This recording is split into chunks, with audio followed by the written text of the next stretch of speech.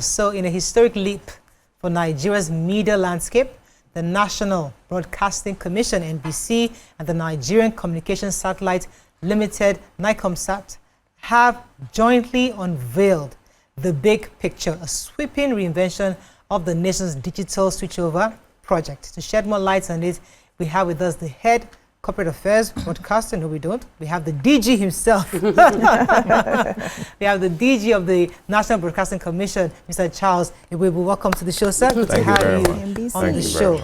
Tell us again, what exactly is this big picture vision that you have?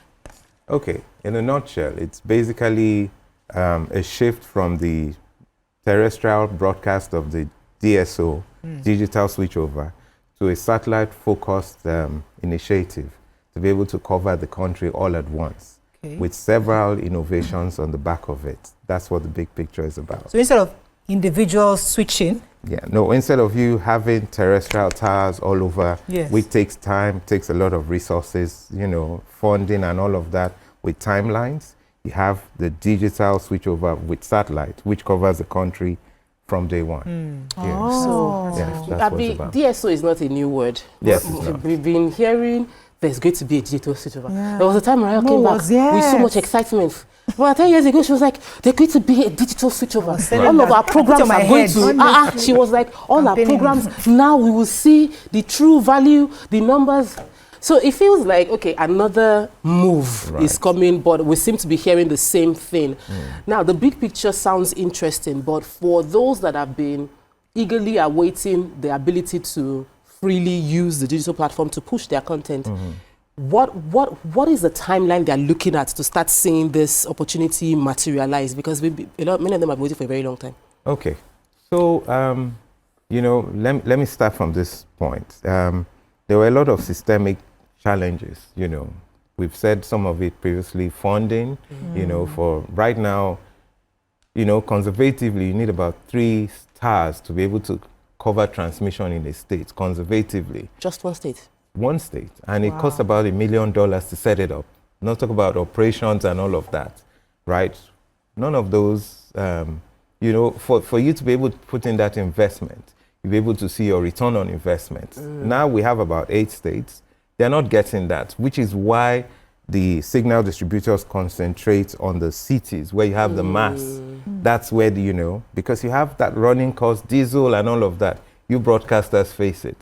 So you see, those challenges have come up. Number 2, funding. Number 3, the white paper. When it was drawn up, it was more focused on the technology.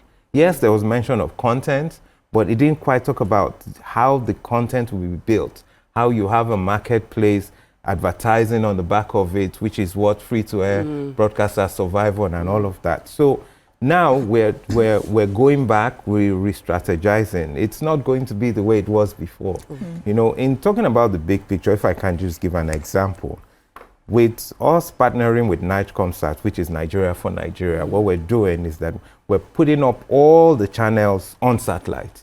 So from day one, rather than where, we'll launch a state. Let me be sure that, because what Nigerians understood, or what we sold to Nigerians before, is that there'll be 3 major carriers. That instead of turning on your analog, your normal antenna system channel, that you throw it away. Now everybody will now have to buy a decoder.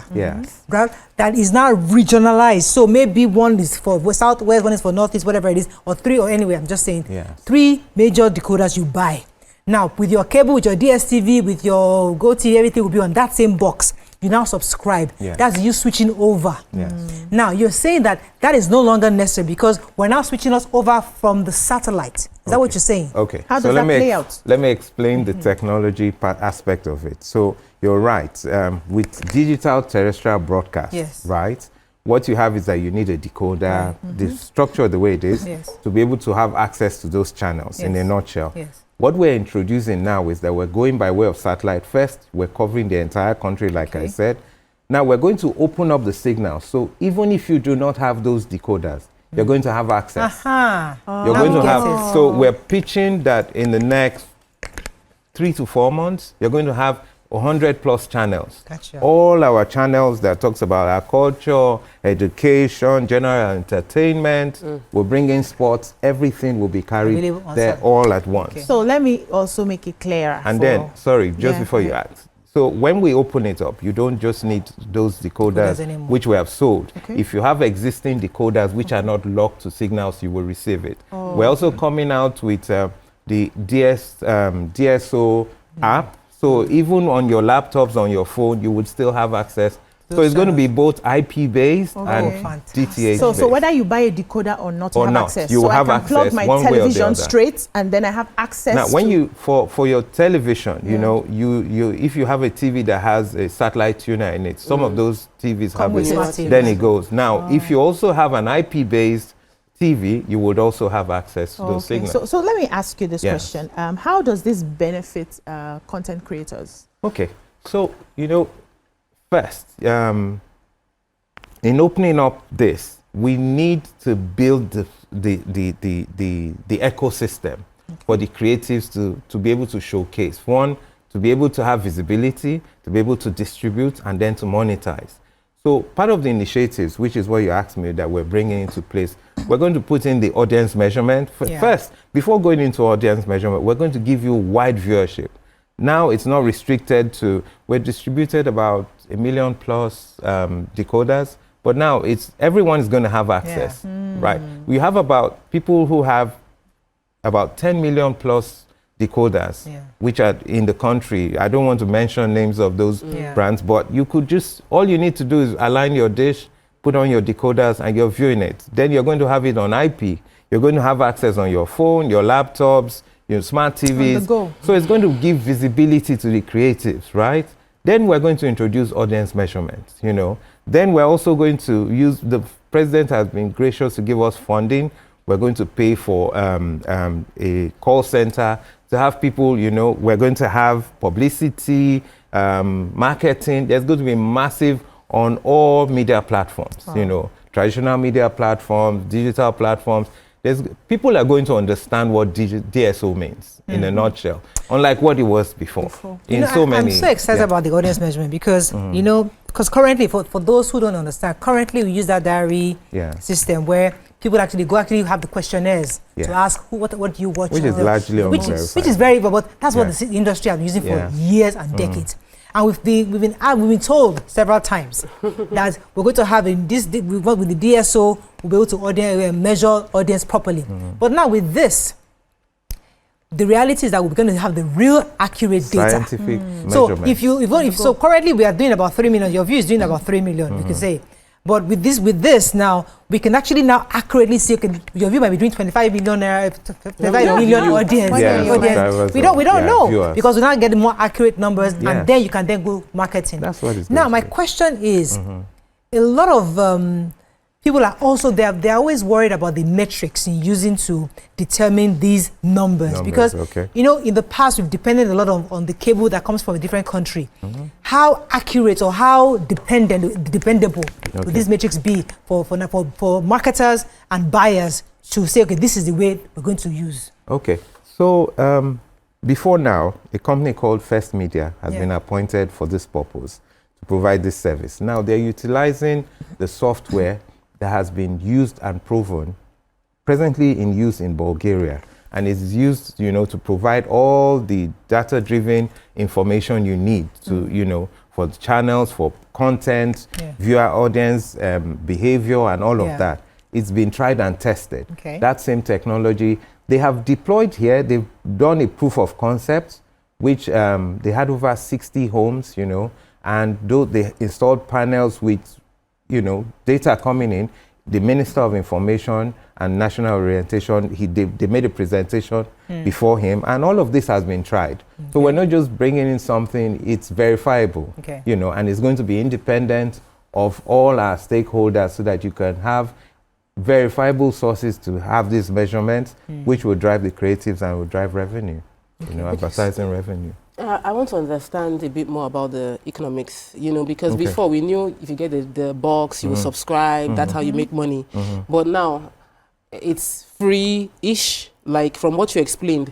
If it's on satellite, it means I can just tune into it, do I still need to pay? Who am I paying to? Am I paying to DSO? Am I paying? Because before we had those boxes, and it meant that if you bought this box, you paid the company that owns the box. But now we don't need to buy a box. Where is the economics? Who am I paying to? So when you talk about paying to, are you talking about you as a broadcaster? No, I'm talking about me as a consumer, of the average Nigerian consumer. You're not paying anyone. You're not. So previously, hold on. Now there was the digital access fee, right? That was used to service. So there are services that run, like a subscriber system. There's encryption system. There are some technical services. Part of that was used to pay for all those services, right? The software that makes you see free TV, you have access and all of that. Now, that wasn't a fee, so to speak. It was meant to just service those. It was just because, the DSO was put together and somehow those services had to be paid for. Now, well, with the NBC is yet to determine how that will go, but it's a minimal fee, 1,500 per annum is to have access to every exactly. Wow. So you're not paying a fee, so to speak, but we're giving you the platform for visibility.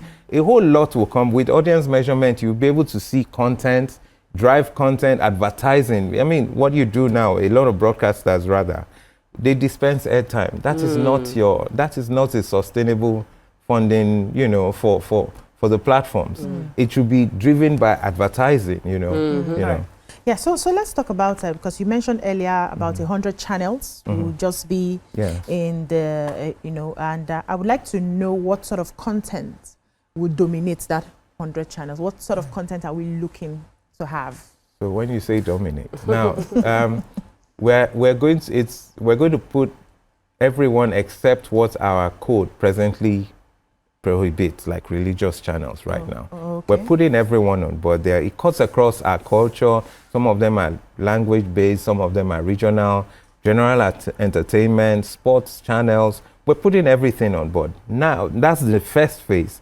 At the second phase, we're going to basically put it like a platform is run. You have where you have EPGs with numbering, so you could have a batching of general entertainment, and then the audience measurement will determine those who take preeminence or become compelling content of sorts. Okay. So all of those, yes. But at the initial stage, we're going to put everything for Nigerian to see, and then those metrics will play out, and then we will, Let me go on a very short break. When we come back, we continue this conversation. Stay with us. We'll be right back. Thank you.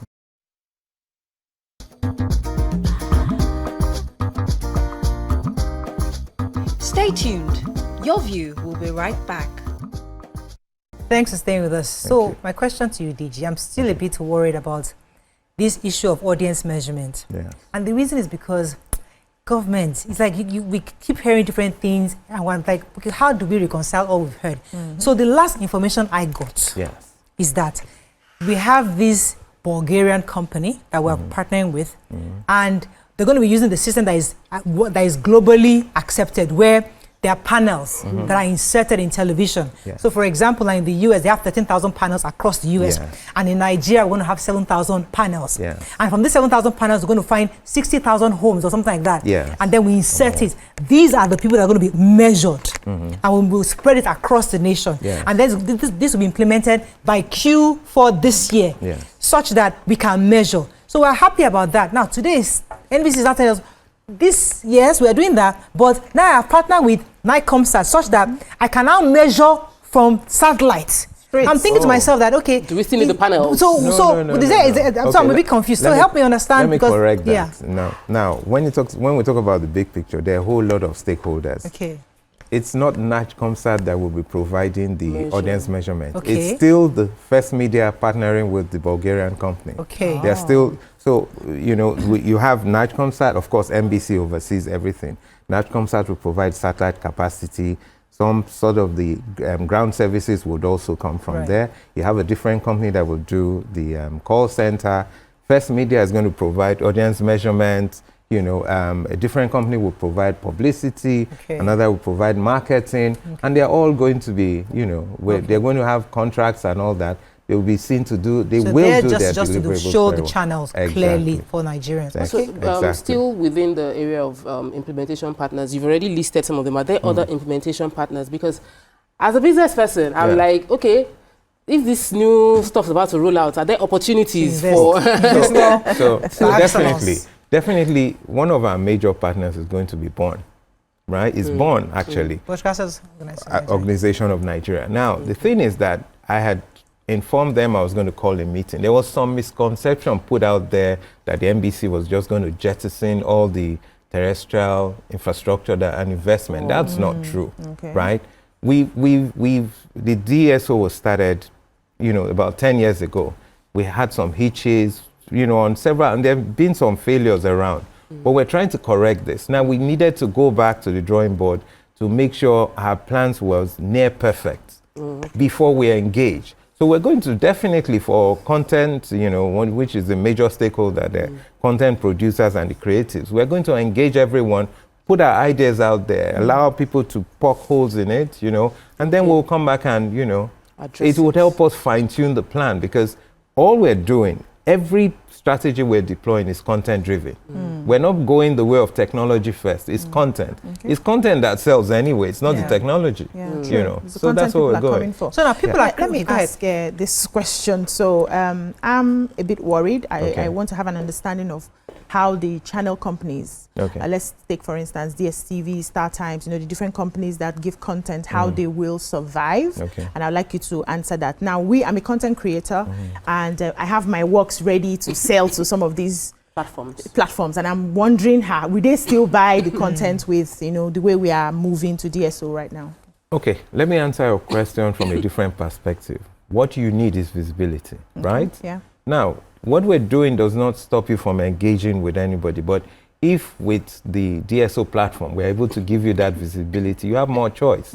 You are at liberty to choose. Because you see, like I said, the reason why we're not having massive investment in channels and platforms is because the money has to come from somewhere. So whoever is going to pay you, if all he's getting is dispensing airtimes, most times you pay them to air. But if they're getting there's audience measurement and they're getting a lot of revenue, return on investment from advertising and all that, it will be easy for anyone to pay you. What platform would she be on? No, provided, right, they have compelling content, because now we'll measure the numbers, put out the numbers. You are free to take your content to company A, provided you've seen the metrics and you say, they have viewership, either in terms of kind of content or in terms of hours or whatever, or across platforms, content that, people watch, whether it's on TV, on the internet, on all of that. You then have greater choice, because then you can monetize. You're in a better position. That's what we're doing. And they say this in developed countries, all these other countries where a show doing well gets more payment, because you can see the ratings. And a show that doesn't do well, they can cut it off because they realize that it's just in a way like football relegation. You're either in the first division or... That's how, that's those panels will do that for us. Once you can see 15, because I think it's per 50, every 15 minutes, when the audience leaves the room, when they're still watching, live, you can see it real time. We would engage, I would get the NBC to engage with you for the audience measurement company to, come speak to you and throw more light on this. That would be great. So what I was going to ask again is timelines. Nigerians always hear these good things. I'm thinking, when is it going to happen? Because when are we going to start seeing these channels? When do we have access? What are the timelines available, sir? Okay. So for the channels, what the timelines we have. So I told you, so let me break it down. We're having phase 1, phase 2, phase 3.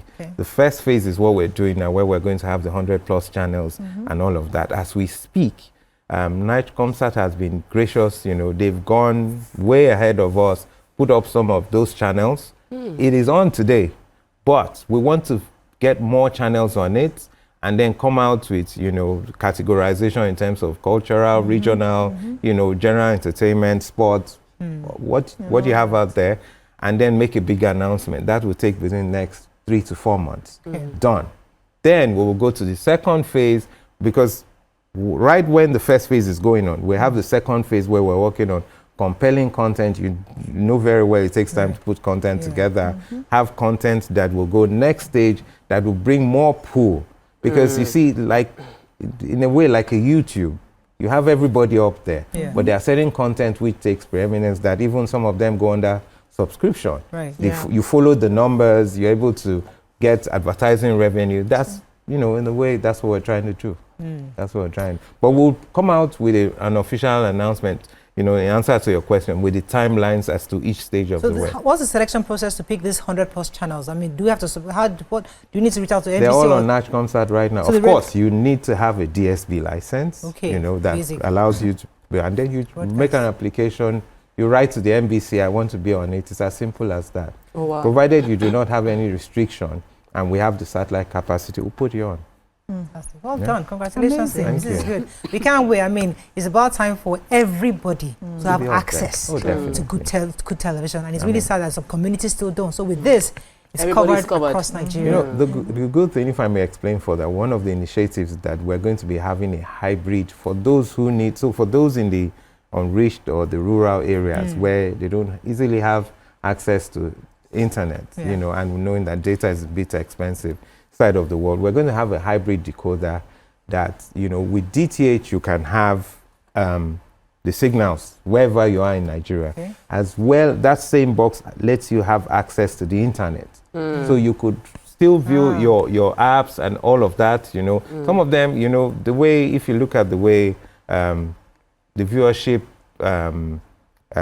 for want of a better word, way people watch their YouTube. Some of them spend only 15 minutes. They quickly watch what they want to do. TikTok, blah, blah, blah. But you have all of that in one box. It's a more compelling, it has a more compelling value proposition, if you ask me.